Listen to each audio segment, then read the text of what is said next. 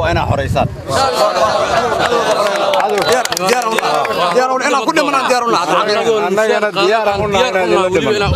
ra-iisul wasaaraha xukuumadda federaalka Soomaaliya mudane Xasan Cali Khayre weheliyaan xubno ka tirsan golihiisa wasiirada madaxweynaha maamulka Koonfur Galbeed xildhibaano ka tirsan baarlamaanka taliyaha ciidanka xoogga dalka gudoomiyaha gobolka Shabeellada Hoose iyo saraakiil kale ayaa maanta booqasho dhiirigelin iyo isxog waraysi isugu jirta ugu tagay cutubyo ka tirsan ciidanka xoogga dalka kuwa oo lagu diyaarinayo saldhigga Balidoogle si ay deegaanada gobolka Shabeellada Hoose uga xoreeyaan maleeshiyaadka argagixisada Al-Shabaab.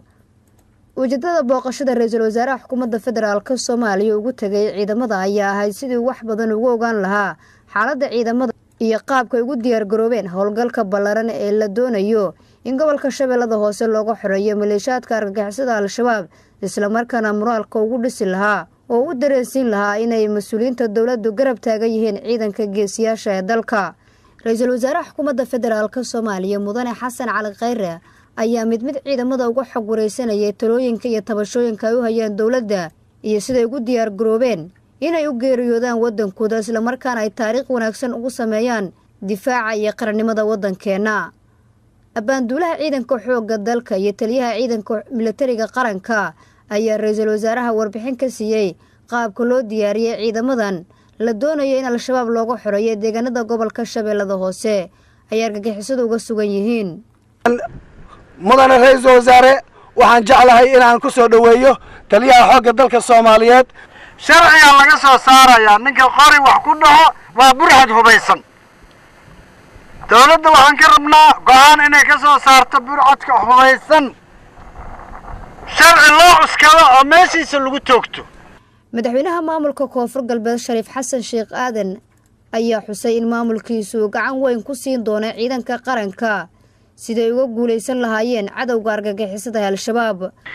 runtii ummadan way rafaaday ma socon karto ma shaqaysan karto weel ay mari karto ma jirto karaama beel adduunka korkiisa ku dhaanay karaamadeena soo celiya idinka soo celin kartaan idinkaana karaamadii horena keenteen. ra-iisul wasaaraha xukuumadda federaalka Soomaaliya mudane Xasan Cali Khayre oo hadal aad u dheer u jeediyay oo isugu jirtay dhiirigelin iyo dardaaran ayaa tilmaamay in dawladda Soomaaliya ka go'an tahay bixinta mushaaraadka iyo xuquuqda ciidanka ayna dawladdu ka shaqayn doonto sidii loo midayn lahaa mushaarka ciidanka oo ay dawlado kala duwan ay qaarkood bixiyaan mushaarkooda.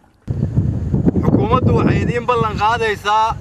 in bil walba marka ay dhamaato aad heshaan mushaarkiin. waxaan rabaa inaad ogaatiin si aad u heshiin in la sugo duruufihii noo idil waa inaan nabadgelyada dalka wax ka qabanaa. haddii aan isbaarooyinka qaadno shabaabka aan ka adkaanno dalkoo dhan aan isku furno waxaa suurtagelaysa in canshuurtu ay kor u kacdo. canshuurta hadday kor u kacdo waxaa suurtagelaysa inaan jidad ka dhisanno isbitaallada dhisanno iskuullada dhisanno mushaarkiinna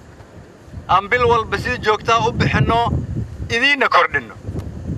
ra-iisul wasaaraha xukuumadda federaalka Soomaaliya ayaa kormeero kala duwan ku sameeyay goobaha ay seexdaan ciidanku iyo goobaha ay u yaalaan isgaarsiintu wuxuuna intaa kadib kulan muhiim ah la qaatay saraakiisha xoogga dalka ee gobolka iyo kuwa qaranka isagoo kula dardaarmay inay ilaaliyaan ciidanku xuquuqda shacabka Soomaaliyeed isla markaana ay deegaanada ka xoreeyaan argagixisada Al-Shabaab iyo kuwa isbaarooyinka u yaalaan wadooyinka qaarkood ee gobolka. ra-iisul wasaaraha xukuumadda federaalka Soomaaliya mudane Xasan Cali Khayre